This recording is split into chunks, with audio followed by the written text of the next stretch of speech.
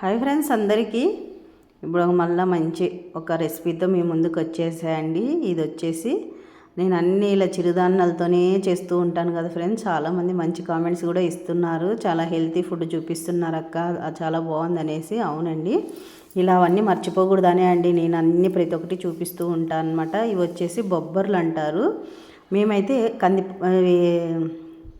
అలసందులు అంటాం ఫ్రెండ్స్. మేమైతే అలసందులు అంటాం అనమాట. ఎక్కువ కందిపప్పు అని అలా అలవాటు అయిపోయింది, అలసందులు అంటాము. ఎప్పుడు మనం కందిపప్పుతోనే పప్పు చేస్తూ ఉంటాం కదా, అలా కాకుండా ఇలా ఒక్కొక్కసారి ఇలా చిరుధాన్యాలతో కూడా చేసుకుంటే చాలా బాగుంటుంది. దీంతో చాలా రకాలుగా చేస్తారు. మసాలా కర్రీ చేస్తారు, ఇట్లా బొబ్బర్లు ఉడకబెట్టి అందులో కొద్దిగా వంకాయ ఉర్లగడ్డ వేసి కూడా మసాలా కర్రీ కూడా చేస్తారు. అలా కూడా చేసుకోవచ్చండి. ఇది వచ్చేసి పప్పు అనమాట. పప్పు మనం సేమ్ కందిపప్పు ఎలా చేస్తామో, కందిపప్పు టమోటా వేసి ఎలా చేస్తామో ఇది కూడా ఏమంటే అలసందులు వేసి చేస్తున్నా అంతే. చాలా బాగుంటుందండి టేస్ట్ మాత్రము. ఇలా మనకి నైటే నానబెట్టుకోవాలండి. అలసందులు వచ్చేసి నైట్ నానబెట్టుకుంటే పొద్దునకు బాగా ఉడుకుతాయి. మనకు అప్పటికప్పుడుకి వేస్తే ఉడకవు అవి. అలా నైట్ నానబెట్టి రేపు పప్పు చేయాలనుకున్నప్పుడు ఈరోజు నైట్ నానబెట్టేసుకోవాలన్నమాట. మనకి తగినంత కారం, పచ్చిమిర్చినే వేసుకోవాలి. పచ్చిమిర్చి వేస్తేనే చాలా టేస్టీగా ఉంటుంది. ఒట్టి కారం తింటే పచ్చిమిర్చినే వేయాలి ఇందులోకి. కొన్ని దాంట్లోకి అలా కదా. ఇక్కడ చూడండి, కొద్దిగా ఎర్రగడ్డ, తర్వాత ఎల్లిపాయ, టమోటా. మనకి అంటే నేను తీసుకున్న దాని తగ్గట్టు వేస్తున్నాను అనమాట. మనకి ఎక్కువ తీసుకుంటే ఎక్కువ వేసుకోవచ్చు, లేదు మనకి ఇంత సరిపోతుంది అనుకుంటే అంత అనమాట. కొద్దిగా చింతపండు కూడా వేయాలి. అలా చింతపండు కూడా వేసేసాను అనమాట. చాలా టేస్టీగా, చాలా హెల్త్కి కూడా మంచిదండి ఇది. ఎందుకంటే మనకి బొబ్బర్లు వాడడం వల్ల చాలా బాగుంటుంది కదా. ఈ మొలకలు కొద్దిగా పసుపు కూడా వేసేసాను చూడండి. ఇక్కడ మనకి మొలకలు కట్టుకొని కూడా డైలీ పొద్దున్నే తినాలి, మంచిది అంటూ ఉంటాము. అలా కూడా వాడచ్చు. ఇలా కూడా మనకి కొద్దిగా ఈ స్టైల్లో అంటే ఏదో ఒక రకంగా మనమైతే చిరుధాన్యాలు అయితే మన బాడీకి ఇవ్వాలన్నమాట. అందుకోసం ఇలా ఏదో ఒక రూపంలో మనం తింటూ ఉంటే చాలా మంచిది కదా ఇలా చిరుధాన్యాలన్నీ. అందుకోసం ఇలా ఒక్కొక్కసారి ఒక్కొక్క ఐటెం చేస్తూ ఉంటాను. తగినంత వాటర్,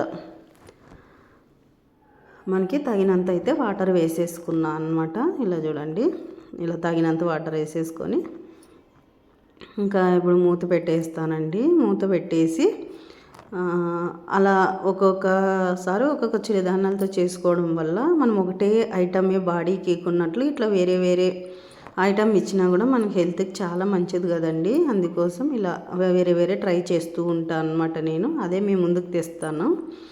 ఇలా విజిల్ పెట్టేసి కనీసం 7 విజిల్ ఇవ్వాలండి. 7 విజిల్ ఇస్తేనే మనకు అవి అలసందులు ఉడుకుతాయి, లేకపోతే ఉడకవు, బాగుండదు. ఇలా 7 విజిల్ అయిన తర్వాత చూడండి ఉడికిపోయింది. ఇప్పుడు వచ్చేసి మనం సేమ్ కందిపప్పు ఎలా ఎనుపుతామో అలాగే ఎనుపాలన్నమాట. ఇది కూడా ఇలా చూడండి. ఇప్పుడు ఇది ఎనపడానికి అక్కడ రాలేదు నాకు, అందుకోసం కింద పెట్టుకొని ఎనుపుదామనేసి కింద పెట్టుకొని ఎనుపుకొని వచ్చాను అనమాట. ఇలా పప్పులాగా అయిపోతుంది చూడండి, బాగా నున్నగా అయింది కదా. ఇలా పప్పులాగా అయిపోతుంది అనమాట. గట్టిగా ఉండాలండి. మనకు మామూలు కందిపప్పు ఎక్కువ నీళ్ళగా అలా చేసుకుంటూ ఉంటాం కదా ఒకసారి, అలా కాకుండా కొద్దిగా ఈ పప్పు అయితే గట్టిగానే ఉండాలి. గట్టిగా ఉంటేనే చాలా బాగుంటుంది. ఇలా ఒక గిన్నెలోకి అయితే తీసేసుకున్నాను అనమాట. ఇదైతే కింద జొన్న రొట్టెలోకి, తర్వాత రాగి ముద్దలోకి సూపర్ ఉంటుందండి. రైస్లోకి కూడా బాగుంటుంది, ఏ దాంట్లోకైనా బాగుంటుంది. కానీ ఇంకెక్కువ బాగుంటుంది అనేది అయితే కింద రాగి ముద్దలోకి, జొన్న రొట్టెలో సూపర్ ఉంటుంది అనమాట. ఇక్కడ వచ్చేసి తర్వాత పెట్టడానికి కెమెరా సర్దుకుంటున్నా అండి.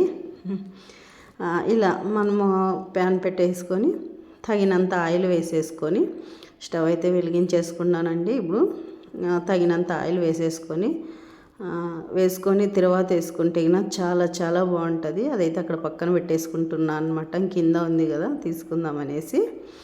ఇలా చూడండి ఆయిల్ అయితే వేస్తున్నా. ఇప్పుడు చలికాలం కదండి, అందుకోసం ఆయిల్ కూడా చాలా తక్కువ వాడుతున్నా అనమాట. ఎందుకంటే గొంతు ప్రాబ్లమ్స్, ఎక్కువ దగ్గు ఇలా వస్తూ ఉన్నాయి. అలా రాకూడదు అంటే కొద్దిగా మనం తినే ఫుడ్లో చేంజ్ చేసుకుంటే సరిపోతుంది కదా అనే ఉద్దేశంతో ఇలా తక్కువగా వేసి చేస్తున్నా అనమాట ఆయిల్ అవన్నీ. ఇలా తక్కువ ఆయిల్ వేడయిన తర్వాత ఇలా కొద్దిగా జీలకర్ర, ఆవాలు అనేది వేసేసి చూడండి చిటపటలాడుతూ ఉన్నాయి కదా. వేడైపోయింది. కొంచెం ఎల్లిపాయ కూడా వేసేసానండి అందులోకి.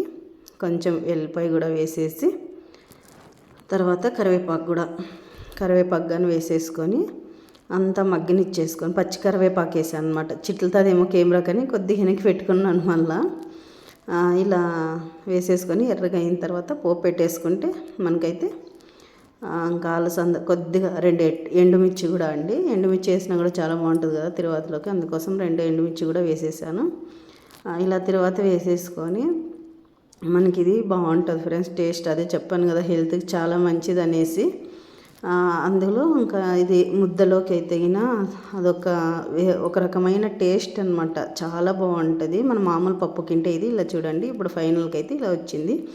చూడ్డానికి ఎంత కలర్ఫుల్గా ఉందో తినడానికి కూడా అంతే టేస్టీగా ఉంటుంది, హెల్త్కి కూడా అంతే మంచిది ఫ్రెండ్స్.